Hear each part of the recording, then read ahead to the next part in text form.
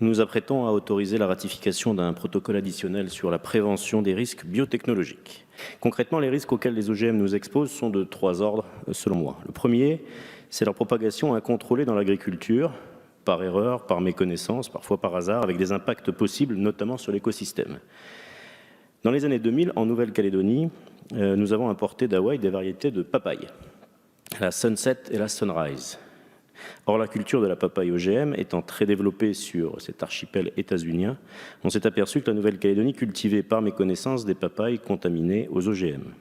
C'est du moins ce que révèlent les tests pratiqués par les douanes d'Hong Kong, qui maintenant refusent les papayes calédoniennes. Il y a donc un travail à faire localement pour replanter des papayes non modifiées et l'impact sur l'agriculture locale est non négligeable. De toute évidence, on peut affirmer, au-delà de cet exemple calédonien, que de nombreux territoires ultramarins qui sont de gros importateurs d'aliments et de semences venant de pays extérieurs à l'Union européenne, d'Asie pour les territoires du Pacifique et des États-Unis pour ceux des Caraïbes, sont également concernés par la présence d'OGM importés qui prolifèrent.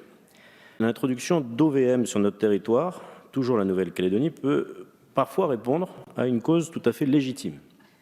Et un exemple tout récent peut peut-être l'illustrer, puisque pour lutter contre l'épidémie de dengue, qui chaque année et cette année encore contamine des milliers de personnes, et malheureusement certaines d'entre elles décèdent, puisque depuis janvier, 2 sont décédés de cette arbovirose, la Nouvelle-Calédonie va expérimenter sur son territoire un lâcher d'une colonie de moustiques biologiquement modifiée, avec un principe simple qui a déjà été expérimenté en Australie.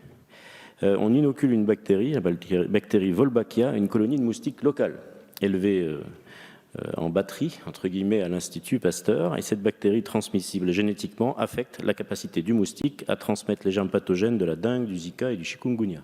Mais la Nouvelle-Calédonie prend donc le risque qu'une espèce de moustique modifiée remplace totalement à terme une espèce de moustique endémique, pour des effets immédiats bénéfiques, naturellement, mais à long terme qu'on ne saurait connaître.